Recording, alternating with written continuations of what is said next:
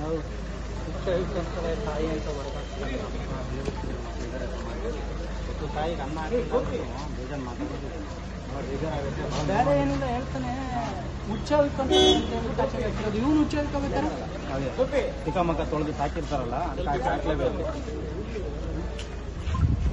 ಅದು ಮನೆ ಆ ತಾಯಿ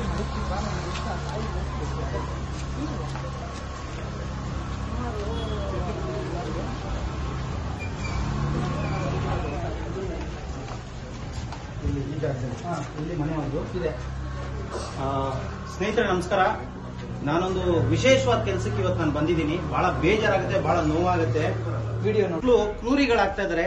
ಅದು ನೋಡಿ ಇಂಥ ಜಾಗದಲ್ಲಿ ಮಲಗ್ತಾ ಇದ್ರಂತೆ. ನನಗೆ ಸಂಪೂರ್ಣವಾದಂತ ಮಾಹಿತಿ ಗೊತ್ತಿಲ್ಲ. ಜಸ್ಟ್ ಅಣ್ಣ ಫೋನ್ ಮಾಡಿದ ತಕ್ಷಣ ನಾನು ಬಂದಿದ್ದೀನಿ. ಅವ್ರ ಮಗ ಎಲ್ಲಿದ್ದಾರೆ? ಮಗ ಸ್ಟೇಷನ್ಗೆ ಕೊಟ್ಟು ಅವ್ರ ಮಗಳು ಅಂದ್ರೆ ಮೊಮ್ಮಗಳು ಆಗ್ತಾಳೆ. ಅಜ್ಜಿ ಇಲ್ಲಿ ಮಲಗ್ತಾ ಇದ್ದಿದ್ದು. ಅವನನ್ನ ಸ್ಟೇಷನ್ಗೆ ಕೊಟ್ಟಿದೀವಿ. ಸರಿ. ಅಜ್ಜಿನ ಈಗ ನೀವೇ ಇನ್ಯಾರೇ ಇಲ್ಲ. ನಮಗೆ ತಕ್ಷಣಕ್ಕೆ ನೆನಪು ಬರೋದು ಯಾರು ಅಂದ್ರೆ ಯೋಗಿ. ಈಗಲ್ಲ, ಸುಮಾರು ವರ್ಷದಿಂದ ನಾವು ನಿಮ್ಮನ್ನು ಬಲ್ಲೆವು. ಯಾರಾದ್ರೂ ಅನಾಥರನ್ ಸಾಕ್ತಾರೆ ಅಂತ ಯಾರಿಗಾದ್ರೂ ಗೊತ್ತಿದ್ರೆ ಫಸ್ಟ್ ನೆನಪಿಗೆ ಬರೋದು ಯೋಗಿ ನೀನೆ. ಥ್ಯಾಂಕ್ ಯು ಅಣ್ಣ. ಇನ್ಯಾರು ನಮಗೆ ನೆನಪು ಬರಲ್ಲ. ಮಾತು ಹೇಳ್ಬೋದು, ಯಾರು ಇಲ್ಲ ಅಂದ್ರೆ ಅವ್ರಿಗೆ ನಾನಿದ್ದೀನಿ, ಮಗನಾಗಿ, ಬಂಧು ಆಗಿ, ಬಳಗ ಆಗಿ. ಸೊ ಖಂಡಿತವಾಗ್ಲೂ ಉಸಿರಿರೋವರೆಗೂ ನಾನು ನೋಡ್ಕೊಳ್ತೀನಿ. ಅವರಿಗೆ ಹೊಡೆದು ಅಲ್ಲಿ ನಾವು ಎಲ್ಲ ಬಂದಿತ್ತು. ಎಲ್ಲ ಒಂದ್ ಕಡೆ ಊದ್ಕೊಂಡ್ಬಿಟ್ಟಿದೆ ಮಗ. ಅದಕ್ಕೆ ನಾನು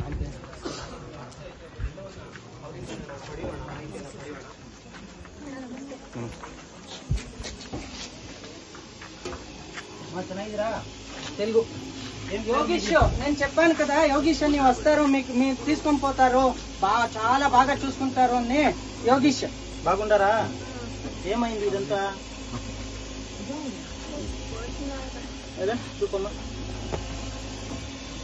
ಸ್ನೇಹಿತರೆ, ತಾಯಿ ಆದವರು ತನ್ನ ದೇಹದಲ್ಲಿರುವ ರಕ್ತವನ್ನ ಹಾಲಿನ ರೀತಿಯಲ್ಲಿ ನಮ್ಗೆ ಅಮೃತ ಮಾಡಿ ಕೊಡಿಸ್ತಾರೆ. ನಿಜವಾಗ್ಲೂ ಎಲ್ಲರ ಮನೇಲೂ ಕಷ್ಟ ಇರುತ್ತೆ, ಇಲ್ಲ ಅಂತಲ್ಲ. ನಾವು ತಂದೆ ತಾಯಿ ಜೊತೆ ಬೆಳೆದಿದೀವಿ, ಕಷ್ಟ ಸುಖ ಏನು ಅಂತ ನೋಡಿದೀವಿ. ಎತ್ತು ಮಕ್ಕಳೇ ಇವತ್ತು ನಿಜವಾಗ್ಲೂ ಬಹಳ ಬೇಜಾರಾಗುತ್ತೆ. ಇವತ್ತು ನಮ್ಮ ಆಶ್ರಮದಲ್ಲಿ ಸರಿಸುಮಾರು 130 ಜನ ಇದ್ದಾರೆ. ಇದಕ್ಕಿಂತ ಕ್ರೂರ ಪರಿಸ್ಥಿತಿಯಿಂದ ಸಿಕ್ಕಿರುವಂತವ್ರು, ಒಂದು ತುತ್ತು ಅನ್ನ ಇಲ್ಲದೆ, ಕುಡಿಯೋಕ್ ನೀರು ಇಲ್ಲದೆ, ಬೀದಿಯಲ್ಲಿ ಸಾಯುವಂತ ಪರಿಸ್ಥಿತಿಯಲ್ಲಿ ಇರ್ತಕ್ಕಂಥ ವ್ಯಕ್ತಿಗಳನ್ನ ಕರ್ಕೊಬಂದು ಸಾಕಿದ್ರು ಕೂಡ ಸಮಾಜ ನಮ್ಮನ್ನು ಒಪ್ಕೊಳಕ್ ರೆಡಿ ಇಲ್ಲ. ಯಾಕೆ ಅಂತ ಹೇಳಿದ್ರೆ, ಕೊಲೆಗಡಕರು, ರೇಪಿಸ್ಟ್ಗಳು ಅಥವಾ ಕೋಟಿ ದುಡ್ಡನ್ನ ಲೂಟಿ ಮಾಡಿ ಬಿಲ್ಡಿಂಗ್ ಕಟ್ಕೊಂಡು ಕೋಟ್ಯಾಂತರ ಆಸ್ತಿ ಮಾಡ್ಕೊಂಡು ರೆಸಾರ್ಟ್ಗಳು ಮಾಡ್ಕೊಳ್ಳೋಂಥವ್ರಿಗೆ ಮಾತ್ರ ಈ ಸಮಾಜದಲ್ಲಿ ಬೆಲೆ. ಒಳ್ಳೆ ಕೆಲಸವನ್ನ ಮಾಡಿ ಈ ಸಮಾಜಕ್ಕಾಗಿ ಸಾಯ್ತೀವಿ ಅಂದ್ರೂ ಕೂಡ ನಮ್ಮನ್ನ ನಂಬಕ್ ಯಾರು ರೆಡಿ ಇಲ್ಲ. ಇವತ್ತು 130 ಜನ ನಮ್ಮ ಆಶ್ರಮದಲ್ಲಿದ್ದಾರೆ. ಇವತ್ತಿನವರೆಗೂ ಸರ್ಕಾರದಿಂದ ಆಗಿರ್ಬೋದು, ಯಾವುದೇ ಗಣ್ಯ ವ್ಯಕ್ತಿಗಳಿಂದ ಆಗಿರ್ಬೋದು, ಯಾವುದೇ ಸಂಘ ಸಂಸ್ಥೆಗಳಿಂದ ಆಗಿರ್ಬೋದು, ₹1 ದುಡ್ಡು ಬರ್ತಾ ಇಲ್ಲ. ಕರ್ನಾಟಕದ ಜನರು ಕೊಟ್ಟಂತ ಭಿಕ್ಷೆಯಿಂದ, ಕರ್ನಾಟಕದ ಜನರು ಕೊಟ್ಟಂತ ₹1 ದುಡ್ಡಿಂದ ಇವತ್ತು ನಾವು 130 ಜನರನ್ನ ನೋಡ್ಕೊಳ್ತಾ ಇದೀವಿ. ದಯವಿಟ್ಟು ನಾನು ಹೇಳೋದಿಷ್ಟೇ, ನಿಮಗೆ ತಂದೆ ತಾಯಿನ ಸಾಕೋಕೆ ಯೋಗ್ಯತೆ ಇಲ್ಲ ಅಂದ್ರೆ, ನೋಡ್ಕೊಳ್ಳೋದಕ್ಕೆ ಸಾಧ್ಯ ಇಲ್ಲ ಅಂದ್ರೆ, ನೇರವಾಗಿ ನಮ್ಮ ಆಶ್ರಮಕ್ಕೆ ಕರ್ಕೊಂಡು ಬಂದು ಬರ್ಕೊಡ್ಬೇಕು. ನನ್ನ ತಂದೆ ತಾಯಿನ ನೋಡ್ಕೊಳ್ಳೋ ಯೋಗ್ಯತೆ ನನಗಿಲ್ಲ, ಕೊನೆಗಾಲದಲ್ಲಿ ಅವ್ರನ್ನ ಮಣ್ಣು ಮಾಡೋ ಯೋಗ್ಯತೆ ಕೂಡ ನನಗಿಲ್ಲ ಅಂತ ಬರ್ಕೊಡಿ. 500 ಜನ ಅಲ್ಲ, 1000 ಜನ ಬರ್ಲಿ, ಖಂಡಿತವಾಗ್ಲೂ ಸಾಕ್ತೀನಿ. ಅದು ಸರ್ಕಾರದ ಯಾವುದೇ ಅನುದಾನಗಳಿಗೆ ಕೈ ಚಾಚಿದೆ, ಕನ್ನಡಿಗರ ಆಶೀರ್ವಾದದಿಂದ ಸಾಕ್ತೀನಿ ಅಂತ ಹೇಳಕ್ ಇಷ್ಟಪಡ್ತೀನಿ. ಬಹಳ ನೋವಾಗುತ್ತೆ. ಈ ತಾಯಿ ಮುಖ ನೋಡ್ತಾ ಇದ್ರೆ ಬಹಳ ನೋವಾಗುತ್ತೆ. ಯಾಕಂದ್ರೆ ನಮ್ಮನ್ನ ಚಿಕ್ಕ ವಯಸ್ಸಲ್ಲಿ ಎಷ್ಟು ಕಷ್ಟಪಟ್ಟು, ಎಷ್ಟು ಮನೆ ಬಚ್ಚಲು ಸಿಕ್ಕಿದಾರೋ ಅವರು, ಎಷ್ಟು ಮನೆಯಲ್ಲಿ ಭಿಕ್ಷೆ ಬೇಡಿದಾರೋ, ಇವ್ರ ಮಕ್ಕಳನ್ನ ಸಾಕೋದಕ್ಕೋಸ್ಕರ ಎಷ್ಟು ಜನರು ಕೈಕಾಲು ಹಿಡಿದಿದಾರೋ ಗೊತ್ತಿಲ್ಲ. ಇವತ್ತು ಅವ್ರಿಗೆ ಬಂದಿರೋ ದುರ್ಸ್ಥಿತಿ ಯಾವ ತಾಯಿಗೂ ಬರೋದ್ ಬೇಡ, ಯಾವ ತಂದೆಗೂ ಬರೋದ್ ಬೇಡ. ಮುಖ್ಯವಾಗಿ ಆ ಅಣ್ಣವ್ರು ಫೋನ್ ಮಾಡಿ ನನ್ಗೆ ಅರ್ಧ ಗಂಟೆ ಅಷ್ಟೇ ಆಗಿರೋದು. ಸೊ ಈ ತರ ಒಂದು ಘಟನೆ ಆಗಿದೆ, ದಯವಿಟ್ಟು ಅವರಿಗೆ ಸಹಾಯ ಮಾಡು ಅಂತ ಹೇಳಿದ್ರು. ಖಂಡಿತವಾಗ್ಲೂ ಹೇಳ್ತಾ ಇದ್ದೀನಿ, ಈ ತಾಯಿ ಇರೋವರೆಗೂ ನಾನೊಬ್ಬ ಮಗನಾಗಿ ನಾನು ನೋಡ್ಕೊಳ್ತೀನಿ ಅಂತ ನಾನು ಹೇಳಕ್ ಇಷ್ಟಪಡ್ತೀನಿ. ಅಣ್ಣ ಏನು ಕಾಚೆ ಹಾಕಿದ್ದಾರೆ ಅಂತ ಕೇಳಿ, ಏನು ಕಾಚೆ ಹಾಕಿದ್ದಾರೆ ಅಮ್ಮ? మిమ్మల్ని ఎందుకు బయట వేశారు మీ కొడుకు? చెప్పండి, పర్వాలేదు. సుస్తైతా ఉందా? అన్నం తిన్నారా మీరు? ఎన్ని రోజులైంది? 2 రోజులైంది. 2 ದಿವಸ ಆಯ್ತಂತೆ ಊಟ ಮಾಡಿ. ನಾವು ಊಟ ತಂದ್ಕೊಟ್ರೆ ನಾನು ಒಂದು ಮಾತು ನೇರವಾಗಿ ಹೇಳಕ್ ಇಷ್ಟಪಡ್ತೀನ, ಯಾರೋ ನೋಡಿ ಮೆಚ್ಕೊಳ್ಳಿ, ಈ ಸಮಾಜ ನಮ್ಮನ್ನ ಗುರ್ತಿಡಿಲಿ ಅಂತ ನಾನು ಈ ಸೇವೆ ಮಾಡ್ತಾ ಇಲ್ಲ. ಒಂದು ಮಾನವೀಯತೆ ದೃಷ್ಟಿಯಿಂದ ಒಬ್ಬ ಮನುಷ್ಯನಾಗಿ ಈ ಕರ್ನಾಟಕ ರಾಜ್ಯದಲ್ಲಿ ಈ ಮಣ್ಣಲ್ಲಿ ಹುಟ್ಟಿದೀನಿ ಅನ್ನೋ ಒಂದು ಕಾರಣಕ್ಕೆ ಈ ಒಂದು ಸೇವೆಯನ್ನ ಸಲ್ಲಿಸ್ತಾ ಇದ್ದೀವಿ. ಕರ್ನಾಟಕದ ಮೂಲೆ ಮೂಲೆಯಲ್ಲಿ ಯಾವುದೇ ತಂದೆ ತಾಯಿ ಆಗಿರ್ಬೋದು, ಅನಾಥರುಗಳಿಗೆ ಮಾತ್ರ ನಾನು ಅವಕಾಶ ಕೊಡ್ತಾ ಇರೋದು. ನಿಜವಾಗ್ಲೂ ಬಹಳ ಬೇಜಾರಾಗೋದು ಏನು ಸಂಗತಿ ಅಂದ್ರೆ, ಇವತ್ತಿನ ಕಾಲದಲ್ಲಿ ಈಗ ಇದೇ ತಾಯಿ 10 ಜನ ಮಕ್ಕಳಿದ್ರು ಕೂಡ ಅವ್ರನ್ನ ತುಂಬಾ ಪ್ರೀತಿಯಿಂದ ಕಷ್ಟನೋ ಸುಖನೋ ಇನ್ನೊಬ್ಬರ ಮನೆ ಬಚ್ಚಲು ತಿಕ್ಕಿ ಸಾಕ್ತಾರೆ. ಆದ್ರೆ ಆ 10 ಜನ ಮಕ್ಕಳು ಸೇರಿ ಒಬ್ಬ ತಾಯಿನ ಸಾಕಕ್ ಆಗ್ತಾ ಇಲ್ಲ. ಬಹಳ ಬೇಜಾರಾಗತ್ತೆ. ಇವತ್ತು ಒಂದು ಮನೆಯಲ್ಲಿ ಒಂದಜ್ಜಿ, ಒಂದ್ ತಾತ, ಒಂದು ಕುಟುಂಬನ ಸಾಕೋದ್ ಕಷ್ಟ ಇದೆ. ಇವತ್ತು 130, 140 ಜನರನ್ನ ನಾನ್ ನೋಡ್ಕೋಬೇಕು ಅಂದ್ರೆ ಅದ್ ಎಷ್ಟು ಕಷ್ಟ ಇದೆ ಅಂತ ಅನುಭವಿಸೋನ್ಗಷ್ಟೇ ಗೊತ್ತಿರುತ್ತೆ. ಕಮೆಂಟ್ ಮಾಡೋರ್ಗಲ್ಲ, ಅಥವಾ ಟೀಕೆ ಮಾಡೋರ್ಗಲ್ಲ, ಅಥವಾ ಕಾಲು ಎಳೆಯೋರ್ಗಲ್ಲ. ಸೊ ದಯವಿಟ್ಟು ಪ್ರತಿಯೊಬ್ರು ಕೂಡ ಈ ವಿಡಿಯೋಗಳನ್ನ ಶೇರ್ ಮಾಡಿ. ಯಾವ ಮನೆಯಲ್ಲೂ ಇಂಥ ಕ್ರೂರವಾದಂತ ಘಟನೆಗಳು ನಡೀಬಾರದು.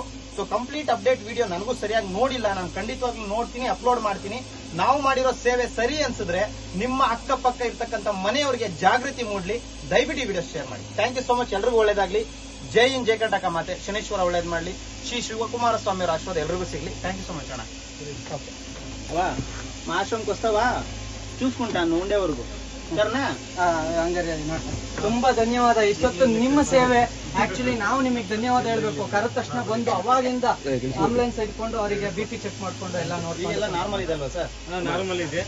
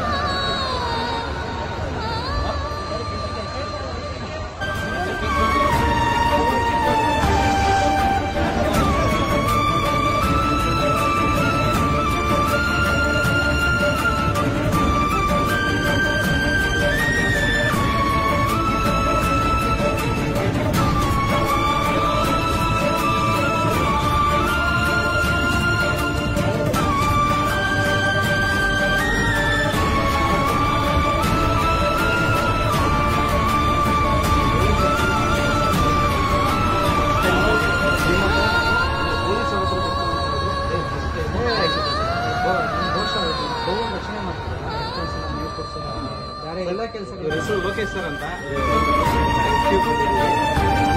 ಫಸ್ಟ್ ಟೈಮ್ ಪೊಲೀಸ್ ಅವ್ರ ಹತ್ರ ಒಂದು 500 ರೂಪಾಯಿ ದುಡ್ಡು ಕೊಡ್ತಾ ಇದ್ದೀನಿ. Thank you so much. ಅಂದ್ರೆ ಎಲ್ಲಾ ಪೊಲೀಸ್ನವರು ದುಡ್ಡು ಕಿತ್ಕೊಳ್ಳೋರು ಇರಲ್ಲ, ದುಡ್ಡು ಕೊಡುವಂತ ಪೊಲೀಸ್ನವ್ರು ಇರ್ತಾರೆ. ಜನಸ್ನೇಹಿ ಪೊಲೀಸ್ನವರು, ಜನಸ್ನೇಹಿ ಯೋಗೀಶ್ಗೆ ಥ್ಯಾಂಕ್ ಯು. ಬಹಳ ಖುಷಿ ಆಯ್ತು ಸರ್. 500 ರೂಪಾಯಿ ಬಹಳ ದೊಡ್ಡದು.